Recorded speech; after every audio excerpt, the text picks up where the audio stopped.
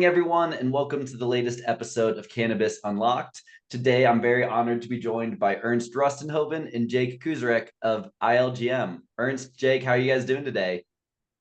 Good. Thanks, Jordan. Thanks for having me. Doing awesome. Pleasure to be here. Amazing. Well, really excited to have you guys on to talk about what you're doing at ILGM and how you're tackling the home grow market for cannabis. So maybe to kick things off, would love if Ernst and Jake, if you would just provide the audience with a little bit of both of your guys' background and how you ended up getting into the cannabis industry. Jake, who shall go first? You or me? No, you take it away. You're CEO. Come on. Okay, cool. Yeah, it's perks of the job, right? So Ernst, I'm 38. I'm from Amsterdam. I have a career working in, for, and with consumer brands. I was a cannabis home grower when I was a bit younger myself. So yeah, for me to go through investment banking, venture capital, back into cannabis, where I did a lot back when I was 17, 18, feels like kind of full circle to me. So yeah, that's basically my career. 15 years working with consumer brands. Now CEO of ILGM for a little bit over 1.5 years. And ILGM is, I think, an amazing company. So we have a very strong heritage in the space. And I also think a lot of things that we can improve to better service the community of home growers. And Jake will tell a little bit more about what we're doing there. But yeah, that's it, and that's, I think, also the link to what we're doing right now.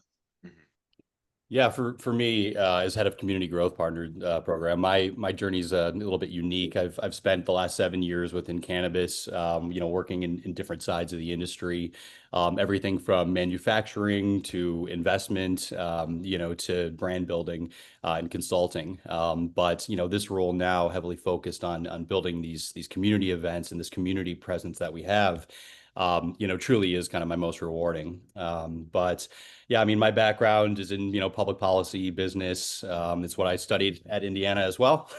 And then, of course, I've been in Silicon Valley, San Francisco for about 10 years, doing a lot of my own startups. But yeah, last 5 down in LA and solely focused on cannabis. So Fantastic. So tell us more about ILGM and what's the history of the company? Yeah, so ILGM is around since about 2012, so for quite some time already. It was founded by 2 guys that were just very entrepreneurial. One knew a lot about growing cannabis, and the other one knew a little bit about building e-commerce brands. So they joined together, built the business. I think that during COVID, this market basically exploded. ILGM became, I think, by far the biggest player in the space. And then eventually the market opened up, a lot more players entered the space. And so to a certain extent, that's good for us as well, because it drives us to be the best we can. And I think that in general, it's a good thing that the cannabis space develops, becomes more mature. As said, I joined the company 1.5 years ago. And well, the company that I found had a lot of strong points. So very strong brand name, solid market position from the past, but maybe also a little bit stuck in the past in a way, with respect to how the platform operated, the branding. And to me personally, it was operated like a web shop, something that maybe was relevant to consumers in 2017. But nowadays we live in 2025 and consumers just expect a lot more. So they expect all the knowledge about the cannabis plant, everything about the seeds, but they also really want to be feeling that this brand cares about them, that it's there for them and to connect with them and actually understands what their problem is, and not just trying to shove a lot of seeds through their throats. And so that's what we're actively investing in, building community, making sure that both online and offline, there's a place for these growers to come, to find whatever they need, to connect with each other. And hence that's the thing that Jake is very passionate about and busy with getting off the ground. Yeah. Yeah. We've been around since 2012 and have sold 30 million seeds. But at the end of the day, we really came into our own as we've gradually pivoted into being much more than a seed bank, into really being a platform, for home grow education, for just holding your hand every step of the way to make sure that your journey is going to be a rewarding one. You're going to get top quality product. And with this new community aspect, maybe you'll make some new friends along the way as well. I love Yeah. it. So maybe to add to that, I don't know if you've seen a little bit about it, but we did a home grow tour across the nation, from the West Coast to the East Coast, did events, activations, major cities throughout the country, really bringing together home growers, actively going into the communities, teaching people how to get started. Just plant your own seed, because that's where it started. That's where it starts, just by planting that first seed and taking it home and making sure it gets enough sunlight, some water, etc. In the end, I mean, cannabis is a weed; it wants to grow. So you just have to plant the seed and then let nature do its work with a little bit of love, I'd say. And that's of course not only the message we're spreading, but we're really going into these communities, making sure that these people connect, get the basic knowledge, and if they really love doing this, they can dive into it. They can find more on our platform. They can join other events that we organize. And yeah, the home grow tour was just really the start of that big mission. And now we're really doubling down on that strategy. Wow. So what are some of the trends you've seen with home grow over the years? Like, I'm sure during COVID, it really took off. And I'm curious, do you see much correlation between like when a retail market opens up for adult use? Does that increase home grow? Does it decrease home grow? Would just love to get your thoughts on all of that.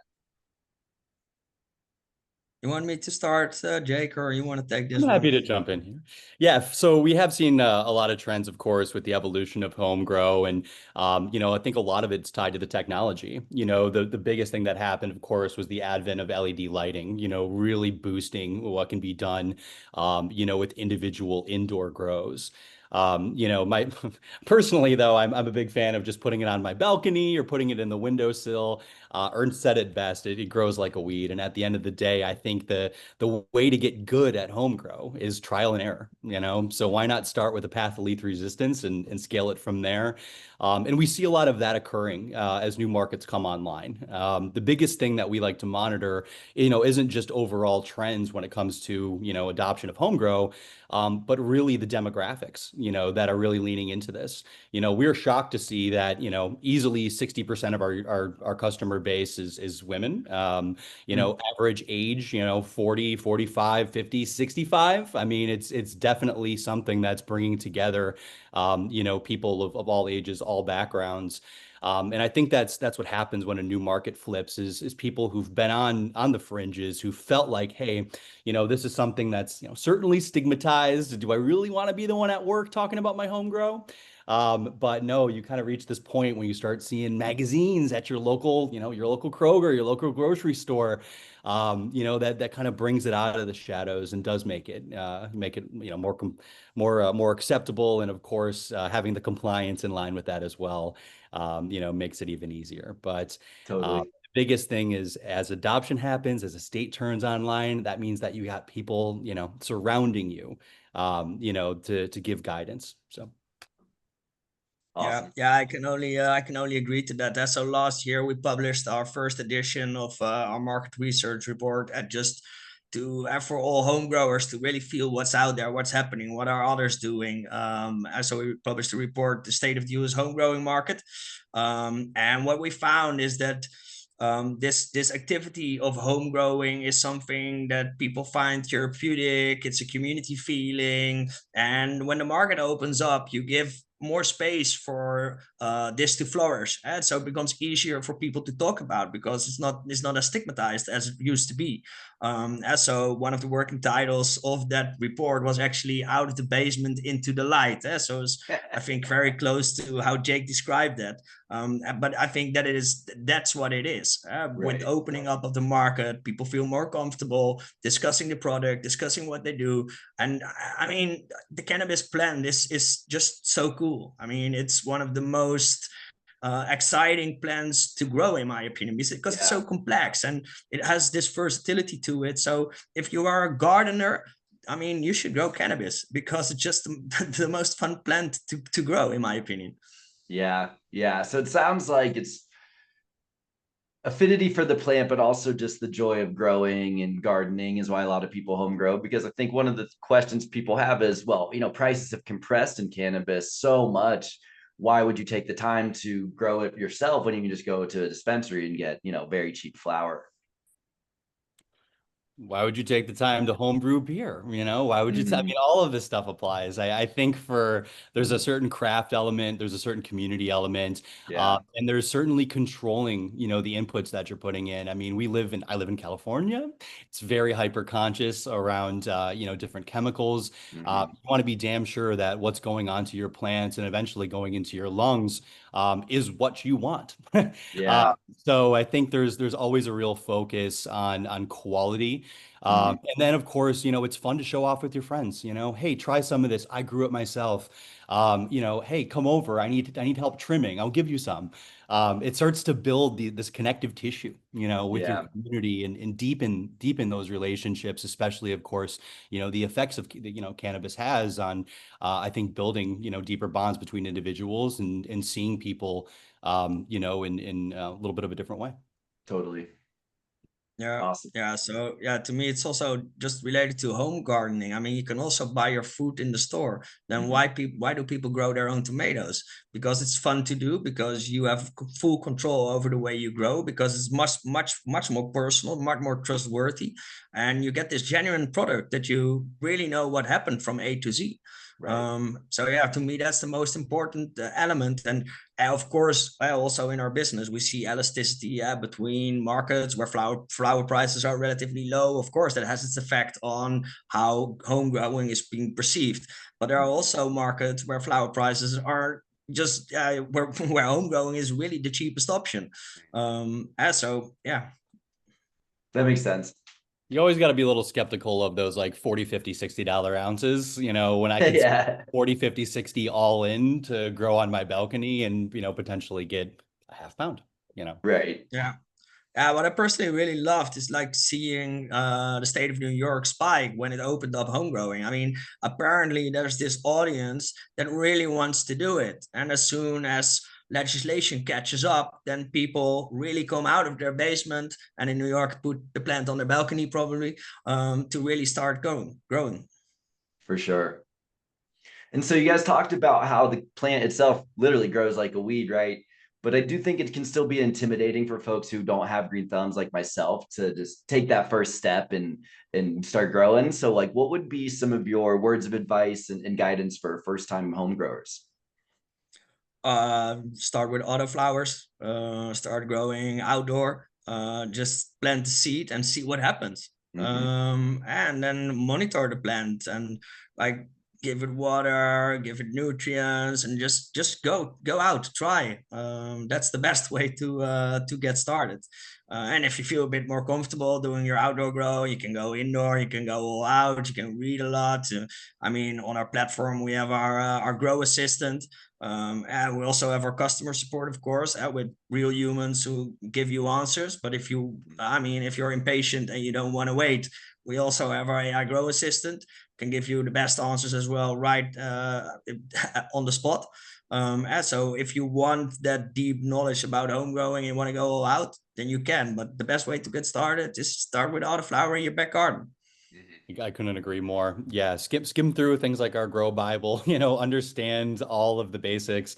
But at the end of the day, I think, Ernst hit the nail on the head. The only thing I would add to that, is really lean into the community aspect. Even if you're not choosing to, go to ILGM's grow clubs or, you're chatting with our customer support or using our AI grow bot, strike up a relationship with a guy at the local store, who you're buying your pots and your soil from. They love talking about this as well. There's always strength in numbers. I'll tell you, my first grows, I couldn't survive a week or two without having to call my wife's cousin who lives up in Humboldt and hop on video chat and say, is this powder mildew? Is this insects causing this? What is the root cause? And of course, it kind of makes it a little bit more fun as well. Totally. Yeah. Yeah, what really struck me when we did the home grow tour is that when we went to dispensaries, consumption lounges, everyone is super interested in home growing. Even dispensaries, I mean, everyone just feels part of the community and has this love for the plant. And yes, you can sell the flower in your dispensary, but I mean, home growing is just it's just complementary to it. And of course, in the end, and when you look at it economically, yes, it competes to a certain extent, but we all want this market to flourish, and we all want to make sure that cannabis is a normalized product without the stigma, etc. So in the end, we are in the same boat together. But what really struck me is that a lot of people who know a lot about the plant, who consume it for decades, and they still say, yeah, I haven't started growing yet because I just don't know where to start. And it's just, yeah, what if I, excuse my French, fuck it up? So then in the end, even these people with so much knowledge and all these years of consuming cannabis, they still haven't started yet. That's what really struck me. So I really love it that we can help people get started, even though they know much more about the plant technically than I do. Yeah, it's a great point, Ernst. And I'd be curious, how do you go about finding new consumers? Like, what does your customer acquisition look like? And do you face the same marketing hurdles that flower sellers do? So of course, and we are an online first company, and increasingly, I think we are also an offline company, because I think that Jake and I and everyone in the company, we don't really believe in a company that is just online, and whereby you don't interact with actual people, and whereby you can't experience what this company is really about.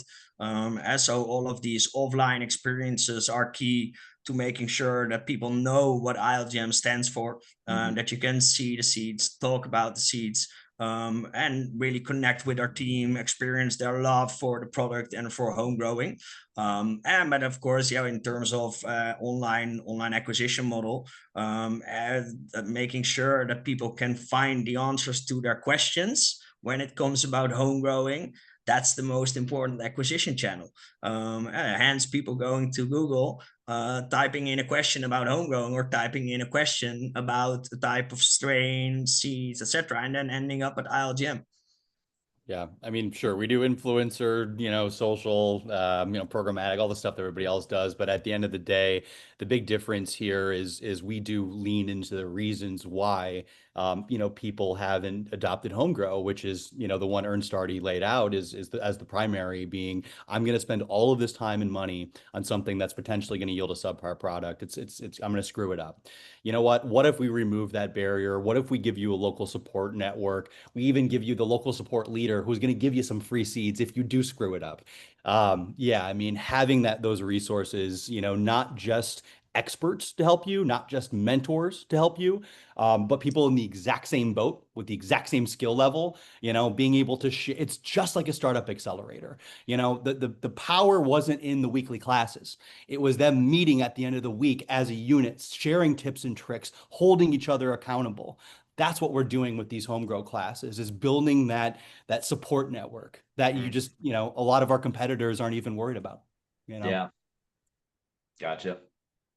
And so how about in terms of just broader regulatory hurdles and challenges with regards to selling cannabis seeds? What are some of the loopholes you guys have had to figure out? Yeah, I mean, we sell across the states, and we have a legal product to sell. So our THC level is below 0.3%, Gotcha. which gives us the opportunity to sell across every state. Yep. That's great. And what are some of the most important qualities that buyers are looking for in their seeds? Like, are there specific strains or effects that they're looking for? Jake, you want to take this one? I I can take definitely as want to well, take but this one. I know To you like me, this. this is what I'm so excited about right now at this critical moment, this inflection point where home grow really is taking off. it's what we love. And I already mentioned to our kind of our user bases, what their demographics are. And fortunately, that aligns with, this trend that we're starting to see across the entire market, not just home grow. But it's a shift away from just, hey, what is the highest THC candy gas strain you have? No. I want old school. I've never tried White Widow. I've never tried AK-47. I've never tried, strawberry cough, Afghan, old school land races. They're having their moment in the sun, and it's not just fueled by, those who smoked these in the 70s, 80s, and 90s, and they're missing these effects. They're missing a broader cannabinoid profile that's going to deliver more nuanced effects than just a THC bomb. They're missing old terpenes, unique combinations of flavors, tastes, and smells. That can immediately transport you back to smoking in your buddy's backyard 30, 40 years ago. But it's also the kids, it's those who have, are legal age, who are starting to get into this, who've had nothing but Girl Scout cookies and Z, but they've heard rumors, of what happened before Silver Haze. What are some of these, these strains that I hear about, Black Domina. I mean, it's crazy, that we haven't embraced this earlier. Especially when you look at wine, that is all about terroir. It's about age statements. It's about, the genetics at the end of the day, and finding old school variants, things that have stood the test of time, transporting across continents, is so commonplace, in wine and other craft areas.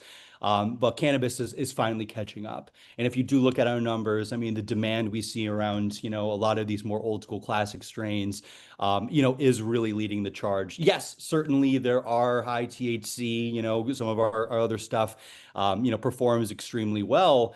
But at the end of the day, this trend is something we're really excited about. It creates plants that end up looking, different, smelling different, but most importantly, smoking different. Mm-hmm. Wow, that's great. And how about with regards to the growing process? Do you recommend that folks use nutrients? And if so, what are some of the most important ones?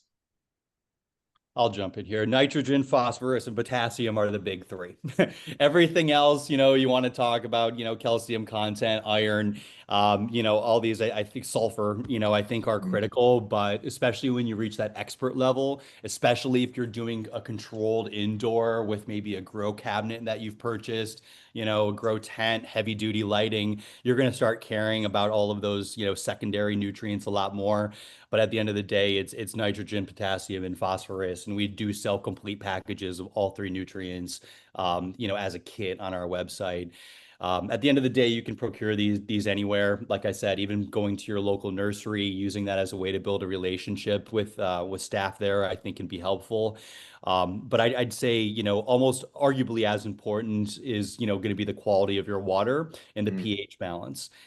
You can spend 20, 30 bucks on a simple monitor so you can check the pH of whatever you're putting into your plants. But at the end of the day, nitrogen is going to help with vegetation. Phosphorus is really for the roots, and it's for flowering is when you're going to want to introduce it. And for overall health of the plants, really stress tolerance. I mean, that's where potassium comes into play. But look, everyone has their own different preferred recipes. I love talking to old school growers from decades ago and seeing what their balance is. Often they're going to have a completely different playbook, different set of SOPs. I mean, the amount of nuance in curing, the curing process. I mean, there's people with techniques that they will never share publicly because they know it is such a trade secret to create such, beautifully cured weed in such a short period of time. So yeah, once again, I mean, the beauty of ILGM is we've been around since 2012 and have a forum where people have been talking about this since 2012, which means you've got to watch all of these different techniques and all of these different nutrients be talked about ad nauseum.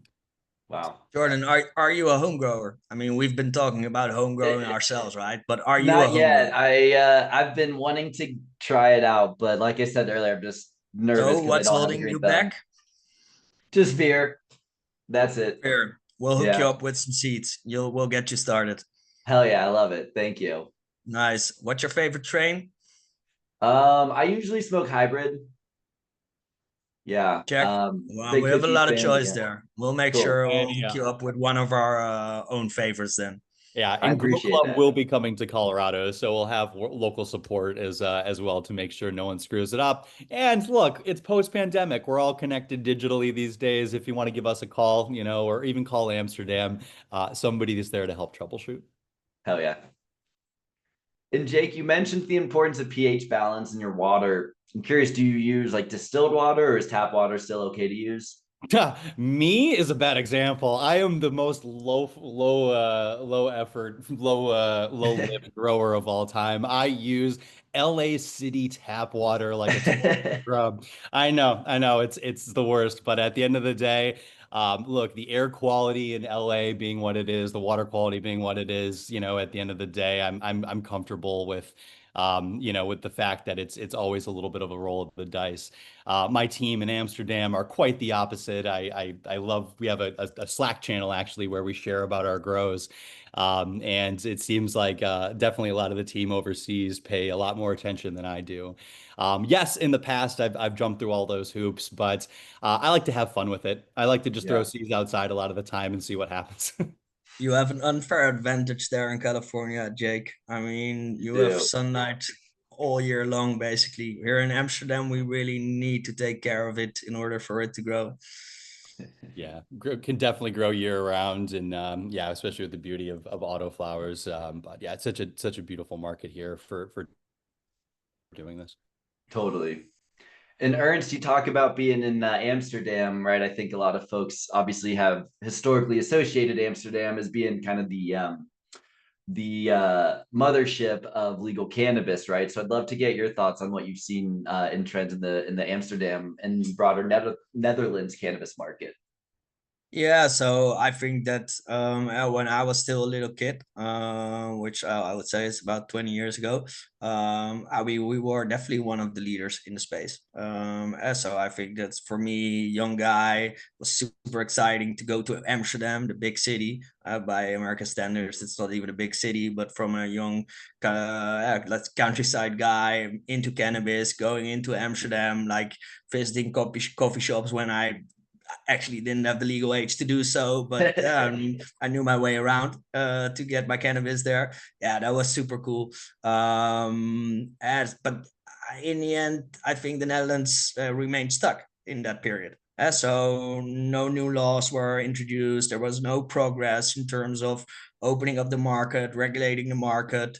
So right now we have this experiment here in the Netherlands whereby and we have legal production of cannabis, and they're then selling that to a couple of coffee shops.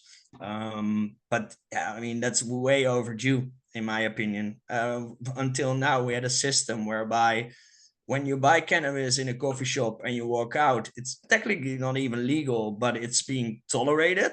So you're not getting a fine, etc. But the coffee shop sourcing their weed is illegal. So I don't know how that happens. Then magically it drops into the coffee shop somehow.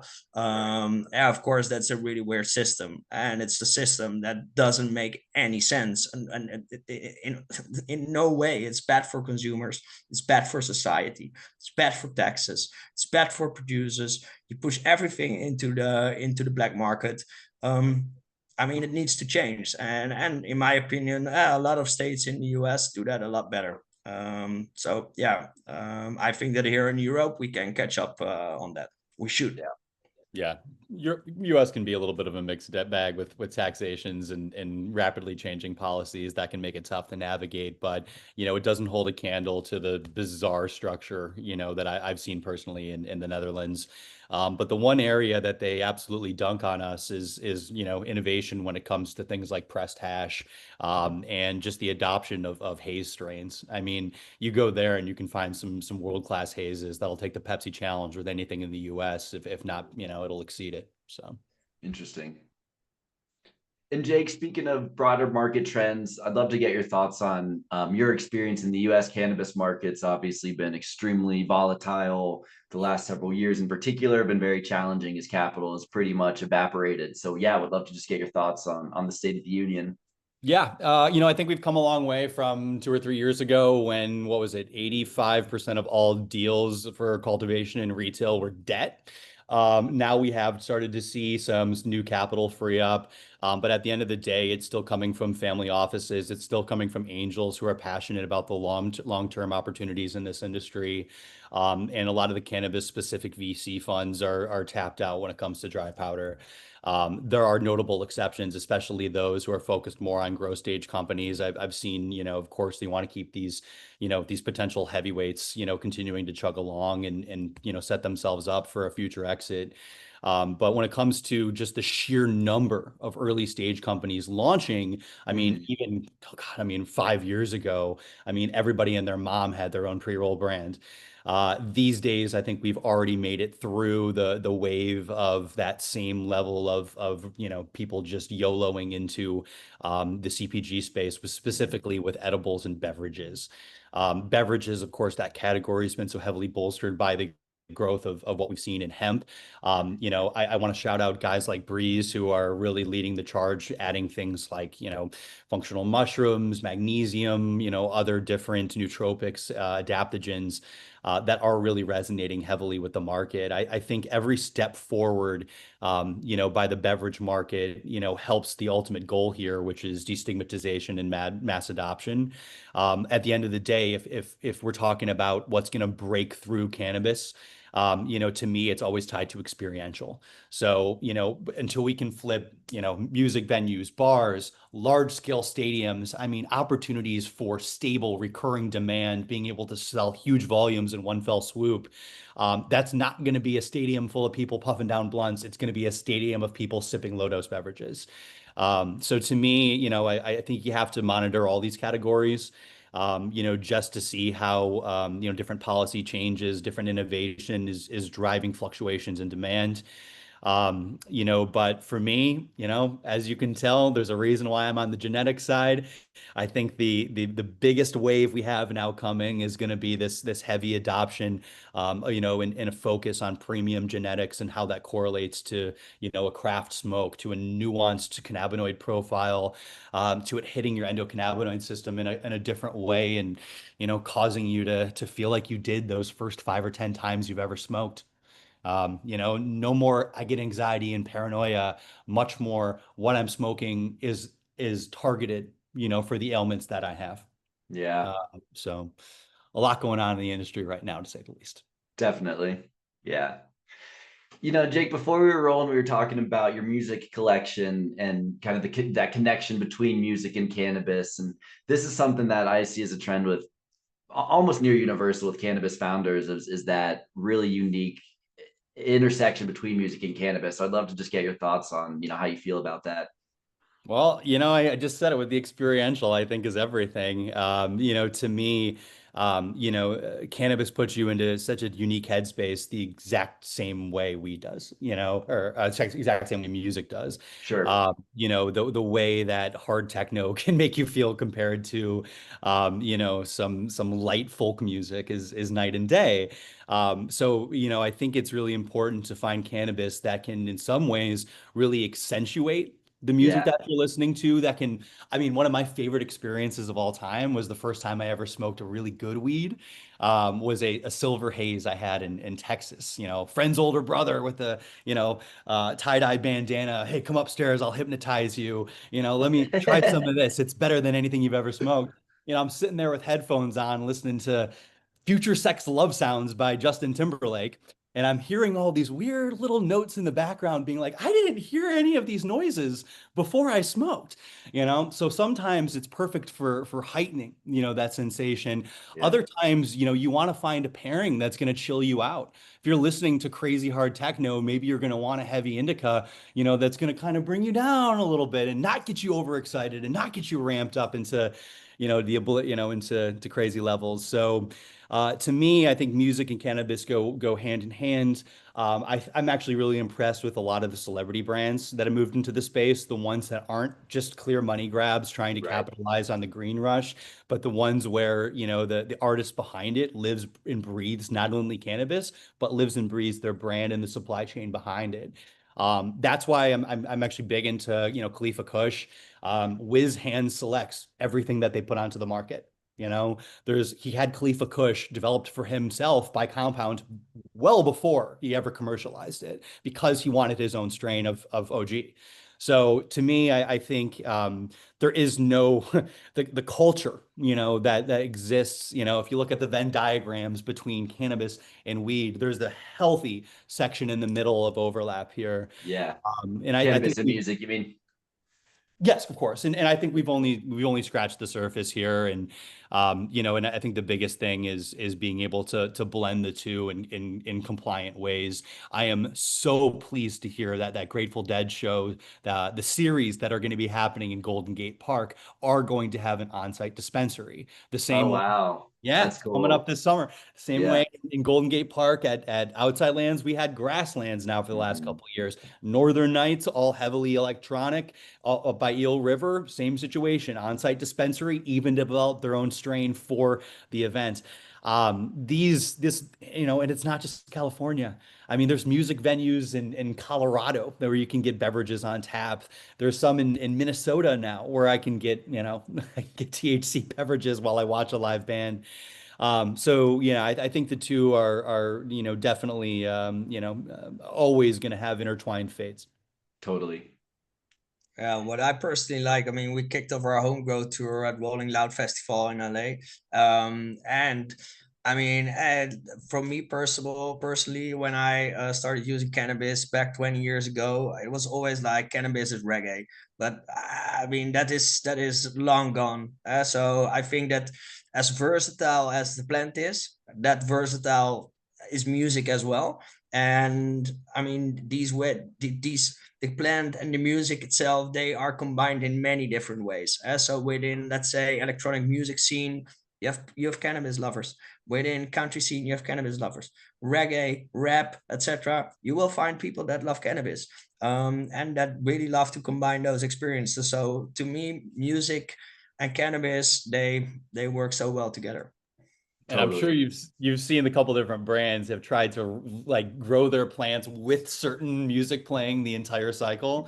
Pure Beauty's done it. One of my friends Mhm. did it with Sigur Rós. Like it's pretty cool concept. I mean, is there any merit to it? We'll see. But I love knowing that my plants have listened to more, you know, Bach, you know, or Yeah. Little Richer than I have. So. Totally. No, it's funny you say that, Jake. I've heard of studies they did here at one of the universities in Colorado, where literally they found that if you play Bach or classical music, they grow very nicely, and if you play like hardcore rock, they're going away from the music. It's pretty wild stuff. That I definitely want to dig into and read a little bit more. Yeah, Yeah, it's yeah, crazy, but you know, that's a beautiful thing that we've reached this point in our society where we can do that. You know, when we're not worried about the feds kicking in our doors. Knock on wood. You know, lots been. I think we should come up with an ILGM playlist then, Oh, I love don't it. like tell me the what the good best time. playlist to grow your autoflowers. Ernst, you're gonna screw up my Friday. It's gonna start at 8 a.m. and it's gonna end at 8 p.m. So. Nice, nice. Just make sure you guys send me that playlist when it's ready. Yeah, we will. And Ernst, I'd love to get your thoughts too, just having a great career in and out of cannabis. Like, what are some of the similarities and differences you've seen in cannabis, both as an operator and an investor relative to other sectors?